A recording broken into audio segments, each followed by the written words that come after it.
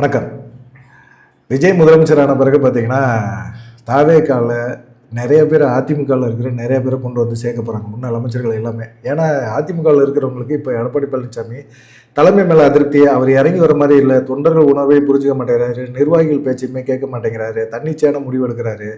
அவரை விட்டு பிரிஞ்சு தாவேகாவை ஆதரிச்சாங்க, தாவேகாவை மக்கள் பெரும்பான்மையின விரும்புகிறாங்க. தாவேகா வந்து அதிமுகவோட கூட்டணி வைக்கிறதுக்கு பேசும்போது கூட எடப்பாடி பழனிசாமி ஓட்டு சதவீதமே தெரியாத ஒரு நபர், ஒரு நடிகர், சினிமா நடிகர், அந்த கவர்ச்சியை மட்டும் வச்சு மக்கள் ஓட்டு போட்டுருவாங்களா அப்படின்லாம் கேள்வி கேட்டு தாவேகாவோட பேச்சுவார்த்தை நடத்துறதுக்கே விரும்பலை அவர். ஒருவேளை பேச்சுவார்த்தை நடத்தி தாவேகா வந்து ஒரு 50-60 தொகுதியை கொடுத்துருந்தாங்கன்னா இன்றைக்கி அதிமுகவில் எடப்பாடி பழனிசாமி முதலமைச்சராக உட்காந்துருப்பார். ஆனால் வேலுமணி தரப்புலாம் பேசினாங்க. ஆனால் மக்கள் வந்து அவர் தனிப்பட்ட முறையில் எந்த விதமான கட்சியுமே கூட்டணி இல்லாமல் 108 தொகுதிகளை ஜெயிக்கிறாங்கன்னா மக்களோட ஆதரவு இல்லாமல் ஜெயிக்க முடியாது. அதுதான் வேலுமணி தரப்பு சொன்னதே. ஆனால் சிபி சண்முகம், விஜயபாஸ்கர் இவங்கெல்லாம் எடப்பாடி பழனிசாமியை போய் சந்திக்கல. அதிமுகவுக்குள்ள உட்கட்சி பிரச்சனை அதிகமாக இருக்குது. அவங்க எம்எல்ஏ பதவியை ராஜினாமா பண்ணாமல் இன்னும் அப்படியே இருக்கிறாங்க. ஆனால் வேலுமணி தரப்புலாம் போய் சேர்ந்துட்டாரு. 4ஆம் தேதி அவங்களுக்கான கட்சி பதவிகள் எல்லாமே திரும்ப கொடுக்கப்படும் அப்படின்னு சொன்னாலும் பெருசாக வந்து எடப்பாடி பழனிசாமி ரியாக்ட் பண்ணலை. இதனால வந்து அதிமுகவில் ஒரு அதிருப்தி ஓடிக்கிட்டே இருக்குது.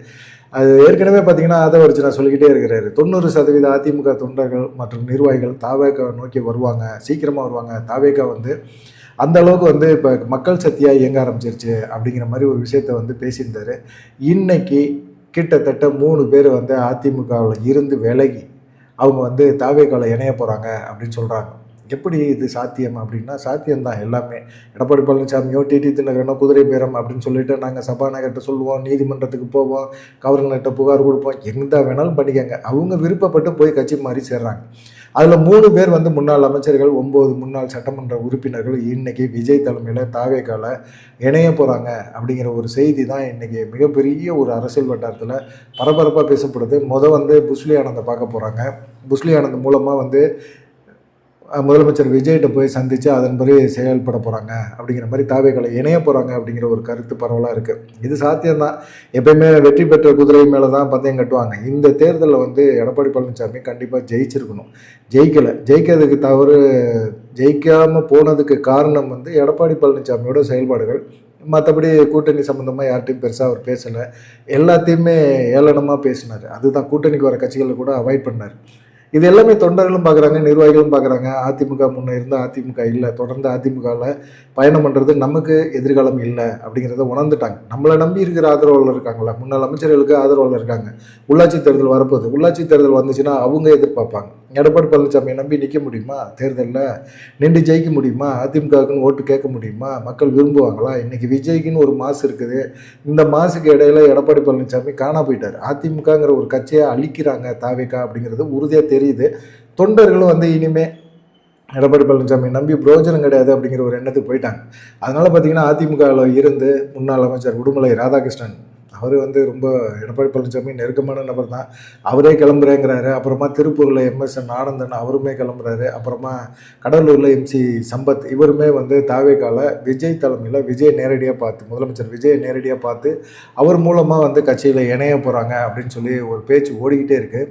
சரி, இவங்க மட்டும்தான் சேர போகிறாங்களா? 3 முன்னாள் முக்கியமான அமைச்சர்கள் இவங்க மட்டும்தான் வந்து தாவேகால சேர போகிறாங்களான்னா இல்லை. கொங்கு பெல்ட்லையும் சரி, தென் மாவட்டங்கள்லையும் சரி, முக்கியமான முன்னாள் சட்டமன்ற உறுப்பினர்கள் அவங்கன்னா அதிமுக அப்படிங்கிற ஒரு அடையாளத்தோடு இருந்த நபர்கள் இவங்கெல்லாம் சேர போகிறாங்க. அதே போல் தருமபுரி மேற்கு மாவட்டத்திலேருந்து நிர்வாகி, தாவேகாவோட நிர்வாகி சிவன் தலைமையில் கிட்டத்தட்ட முன்னாள் 9 எம்எல்ஏக்கள் வந்து தாவேகால சேர போகிறாங்க. தருமபுரி மாவட்டத்தில் சுற்று வட்டாரத்தில் இருக்கிறவங்க அப்படின்னு சொல்லி சொல்கிறாங்க. ஏன்னா அது கதையை விட்றீங்களா அப்படின்னு கேட்கலாம். ஆனால் யார் யார் அப்படிங்கிற லிஸ்ட்டு கொண்டு சொல்ல ஆரம்பிச்சிட்டாங்க. தருமபுரி பாபிரெட்டி தொகுதியில் முன்னாள் எம்எல்ஏவாக இருந்த கோவிந்தசாமி, சேலம் சங்ககிரி தொகுதியில் முன்னாள் எம்எல்ஏ இருந்த சுந்தரராஜ், சேலம் வீரபாண்டி தொகுதியில் முன்னாள் எம்எல்ஏ இருந்த ராஜமுத்து, அப்புறமா கொங்கு மண்டலத்திலேருந்து தாவேகா சைடு இவங்கெல்லாம் போகிறாங்க அப்படிங்கிற மாதிரி இருக்குது. அதே போல் தென் மாவட்டங்கள்லேருந்து யார் அப்படின்னு பார்த்தீங்கன்னா விருதுநகர் ஸ்ரீவெல்லிபுத்தூர் முன்னாள் எம்எல்ஏ மான்ராஜ், சாத்தூர் முன்னாள் எம்எல்ஏ ராஜவர்மன். அவர் ஏற்கனவே வந்து ராஜேந்திர பாலாஜிக்கும் அவருக்குமே ஆகலை.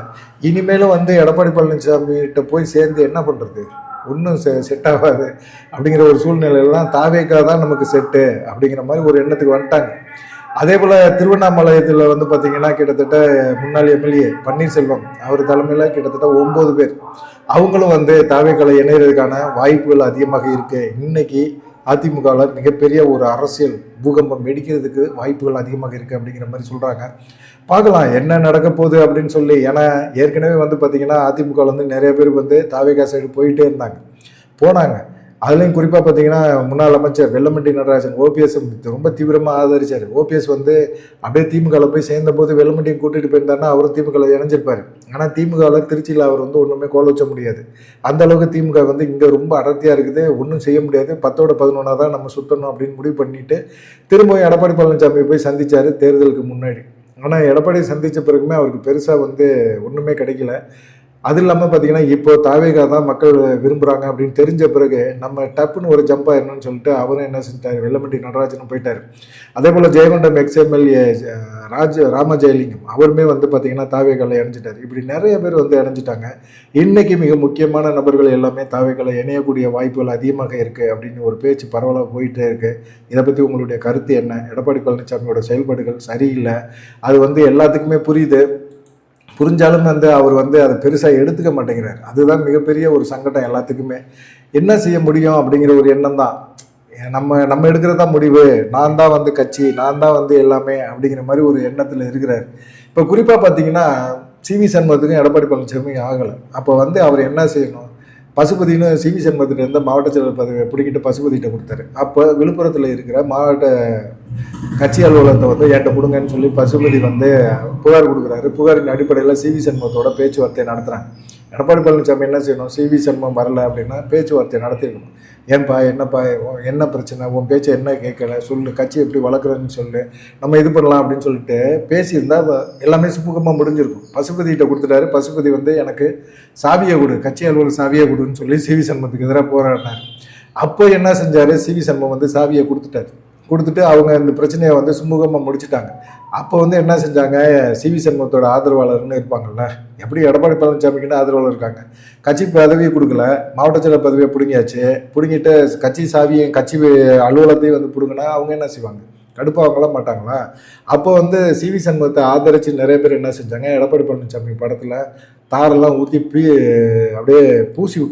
தாரை பூசி விட்டு ரொம்ப அராஜகம்லாம் பண்ணோன்னா இதெல்லாம் பார்த்துட்டு எடப்பாடி பழனிசாமி ரொம்ப டென்ஷன் ஆகிட்டார். யார் போட்டா அவங்களெல்லாம் என் ஃபோட்டோ அவமரியாதை யார் பண்ணா அவங்கள எல்லாத்தையும் கட்சியை விட்டு தூக்குன்னு சொல்லிட்டு கோகுல்ராஜ், அதே போல் இணைச்செயலர் பாலாஜி, ஜெயபேரவை துணைச்செயலர் சக்தி பெரிய தம்பி, கண்டமங்கலம் ஒன்றிய ஐடி பில் சேதுபதி, இப்படி எல்லாத்தையுமே வந்து கட்சி பதவியை விட்டு நிப்பாட்டுறாரு. இது வந்து சிவி சண்முகத்துக்கு மிகப்பெரிய ஒரு அதிர்ச்சி. என்னன்னு கேட்டிங்கன்னா அவருக்கும் கட்சி பதவியை தரல, அவரும் வந்து இன்னும் ஒரு முடிவு எடுக்கல, எம்எல்ஏ பதவியை ராஜினாமா பண்ணலை. அவர் அதிமுக தான். எடப்பாடி பழனிசாமியை பொதுக்குழு கூட்டி நம்ம தோல்விக்கான காரணம் என்ன அப்படின்னு சொல்லி ஒரு நியாயமான விஷயங்களை அவர் விஜயபாஸ்கர் எல்லாமே பேசுகிறாங்க. இந்த இடத்துல எடப்பாடி பழனிசாமி செய்ய வேண்டியது ஒரு கட்சி தலைவர் அப்படிங்கிற முறையில், கட்சி தலைமை அப்படிங்கிற முறையில் என்ன செய்யணும், தம் மேலே அதிருப்தியாக இருக்கிறவங்கள்ட்ட கூப்பிட்டு பேசணும், அனுசரித்து பேசணும்.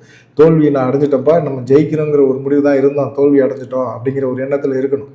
ஆனால் இன்றைக்கி இருக்க சூழ்நிலை ரொம்ப ரொம்ப மோசமாக இருக்குது. அதிமுக வளர்ச்சி பெருமாங்கிறதே தெரியல. தாவேகா வந்து அதிமுகவை சுத்தமாக அழிக்கிறாங்க, இன்னமும் அழிக்கிறாங்க. இன்றைக்கி 3 பேர் முக்கியமான முன்னாள் அமைச்சர்கள் போய் சேர்றாங்க அப்படின்னா அதிமுகவை காப்பாற்ற முடியாது. எடப்பாடி பழனிசாமி மட்டும்தான் இருப்பார். பெங்களூர் இவர் நத்தம் விஸ்வநாதன் சொன்னார்ல, கடைசியில் எடப்பாடி பழனிசாமியை கட்சி விட்டு நிப்பாட்டுறேன்னு சொல்லிட்டு அவரே எழுதி சைன் போட்டுருவார். அந்த அளவுக்கு தான் நிதானம் இல்லாமல் இருக்கிறாரு அப்படிங்கிற மாதிரி இருக்குது. இப்போ சிவி சண்முகம் தரப்பும் கொஞ்சம் அதிர்ச்சியாக இருக்கிறாங்க. பதவியை கொடுக்க மாட்டார். கண்டிப்பாக வந்து அதிமுக வந்து உடையும். உள்ளாட்சி தேர்தலில் அதிமுக பெருசாக சைன் பண்ண முடியாது. அப்புறமா நம்ம வெளியே போகிறத விட இப்போயே நம்ம வெளியே போயிடுவோம் அப்படின்னு நிறைய பேர் இப்போ கிளம்பிட்டாங்க. பார்க்கலாம். உங்களுடைய எண்ணம் என்ன, உங்களுடைய கருத்து என்ன அப்படிங்கிறத மறக்காமல் கமெண்ட் பண்ணுங்கள். நன்றி, வணக்கம். தொடர்ந்து நம்ம சேனலுக்கு சப்போர்ட் பண்ணுங்கள், லைக் பண்ணுங்கள், சப்ஸ்கிரைப் பண்ணுங்கள், மறக்காமல் ஹை பட்டனை அமுக்கி விடுங்க. நன்றி, வணக்கம்.